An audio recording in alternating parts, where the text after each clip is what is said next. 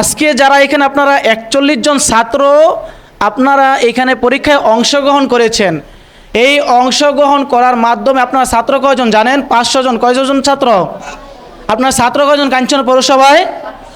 কাঞ্চন পৌরসভায় আপনারা 500 ছাত্র।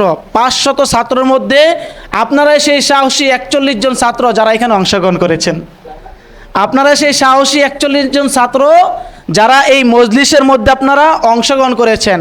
আপনাদের মধ্যে যে ছেলেটা সর্বশেষ 41 নাম্বারও হবে, সেও গর্ব করে বলতে পারবে আমি পুরা কাঞ্চন পৌরসভার মধ্যে 500 ছাত্রের মধ্যে কয় নাম্বার হয়েছি? 41 নাম্বার হয়েছি। 500 ছাত্রের মধ্যে কয় নাম্বার হয়েছি? 41 নাম্বার হয়েছি। আপনারা কখনো এইভাবে ভেবেছেন? এভাবে ভেবেছেন কখনো? হ্যাঁ? আরে সালেহ আহমদ তাকরিম যে বিশ্ব জয় করছে, তার থেকেও অনেক ভালো মেধাবী ছাত্র আছে না বাংলাদেশে? আপনাদের মতো থাকতে পারে, কিন্তু সে জাহির করতে পেরেছে, আপনারা পারেন নাই। তুমি গরিব হয়ে জন্মাইছো, এটা তোমার দোষ নয়। তুমি গরিব হয়ে জন্ম নিয়েছো, এটা তোমার দোষ নয়, কিন্তু গরিব হয়ে মৃত্যুবরণ করাটা তোমার দোষ। তুমি বিশ্বজয় করতে পারো নাই, তোমার পারার কোনো সুযোগ নাই, এটা তোমার দোষ না। তুমি কেন করতে পারো নাই, এটা হলো তোমার দোষ। তুমি কেন করতে পারো নাই, এটা হলো তোমার দোষ। আরও একটা বিষয় হলো, আমি চাইলে আজকে আমার অন্য আরেকটি প্রতিষ্ঠানে, আমার 3টা প্রতিষ্ঠান হয়তো আপনারা অনেকে ইতিমধ্যে জানতে পেরেছেন। এর মধ্যে আমাদের মতিউর রহমান মাদ্রাসা ছাত্র যারা আছে, আমার মহিলা শাখায় মনে হয় অবস্থানও করেছিলেন। ওইটা বাদও এই যে এইখানে আমার আরও একটা প্রতিষ্ঠান আছে। তো আমি চাইলে আজকে আমার ওই প্রতিষ্ঠানে অংশগ্রহণ করাতে পারতাম, কিন্তু ওই প্রতিষ্ঠানে অংশগ্রহণ না করে এই প্রতিষ্ঠানে আনার একটা কারণ হচ্ছে, এই জায়গাটা যিনি দান করে দিয়ে গেছেন, এই জায়গা যিনি দান করেছেন, উনি বড় আশা নিয়ে দান করেছেন যে আমার মৃত্যুর পরে আমার কবরের মধ্যে যেন আল্লাহ তাআলা একটু সওয়াব পৌঁছায় দেন, এই মাদ্রাসার জায়গার উসিলায় যেন আমি আল্লাহ তাআলার কাছে ক্ষমা ভিক্ষা করতে পারি, এই আশা নিয়ে এই মাদ্রাসাটা উনি মাদ্রাসার জায়গা দান করেছেন। কিন্তু দুঃখের বিষয় হলো, এই আমাদের মতো আমাদের এই আলেম সমাজ দায়িত্ব নিয়ে সেটা যথাযথভাবে পালন না করার কারণে মাদ্রাসাটা দীর্ঘদিন যাবৎ বন্ধ হয়েছিল।